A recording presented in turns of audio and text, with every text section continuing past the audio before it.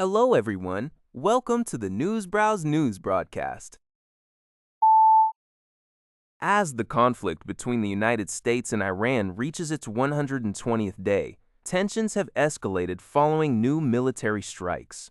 Al Jazeera reports that Tehran has formally condemned the latest U.S. aerial attacks in the Strait of Hormuz, characterizing them as a clear violation of the Memorandum of Understanding, signed between the two nations only last week. The U.S. military, through Central Command, stated that the operations were in direct retaliation for a drone attack on a cargo ship in the waterway. While U.S. officials claim to have targeted specific Iranian missile and drone storage sites and coastal radar installations, the Islamic Revolutionary Guard Corps, IREC, has asserted that it responded by targeting U.S. military deployment sites in the region. The breach of the recent agreement threatens the progress of diplomatic efforts, which were intended to de-escalate hostilities and reopen the strategic Strait of Hormuz for global shipping. Despite these developments, both sides are reportedly preparing for the next round of high-level negotiations.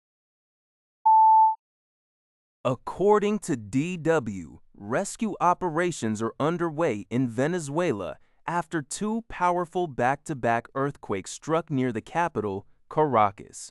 The magnitude 7.2 and 7.5 quakes, occurring seconds apart on Wednesday, caused widespread destruction and triggered dozens of aftershocks. Acting President Delcy Rodriguez announced that the death toll has surged to 589. With approximately 3,000 others injured. Local emergency services have been overwhelmed by the scale of the disaster. Rescuers are desperately searching through the rubble using heavy machinery and their bare hands to locate survivors. International aid has started to arrive as authorities warn that recovery and rescue efforts will take a significant amount of time.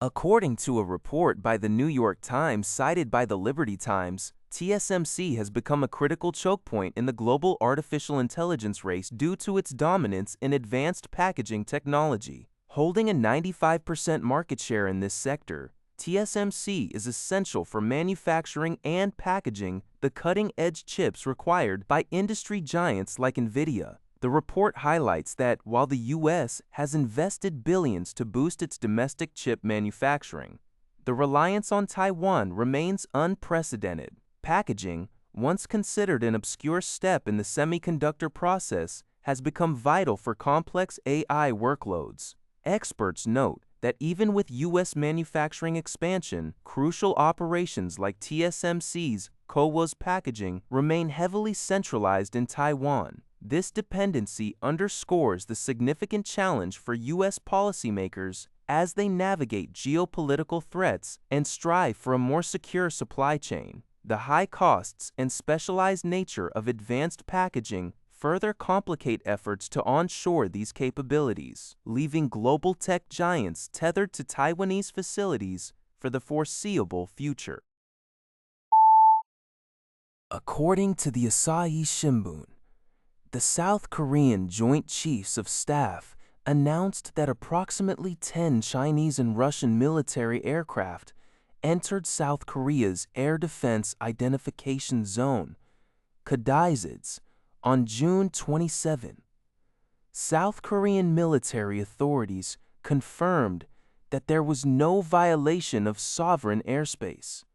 In response to the maneuver, the South Korean Air Force deployed fighter jets to maintain readiness and prevent any potential accidental escalations.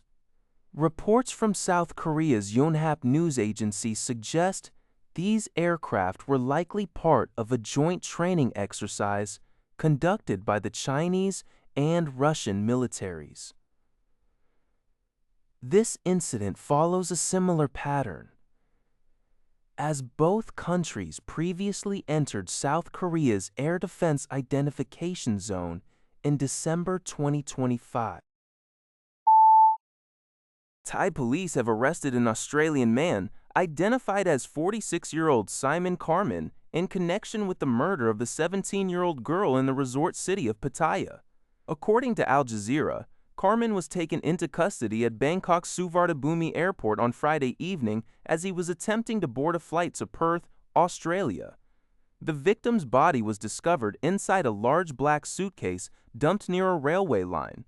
Security footage reportedly captured the suspect and the teenager entering a condominium building together, followed by later footage showing the man leaving with the suitcase on a motorcycle. Police reported that the girl showed signs of a severe assault, including facial bruising. While Carmen has denied the allegations, authorities have noted physical evidence, such as scratches on his neck that suggest a struggle. He currently faces charges of murder, concealing a corpse, and taking a minor for an indecent purpose. The Australian Department of Foreign Affairs and Trade confirmed it is providing consular assistance, though further details remain restricted as the investigation continues. That's all for this video. Thank you for watching. See you in the next video.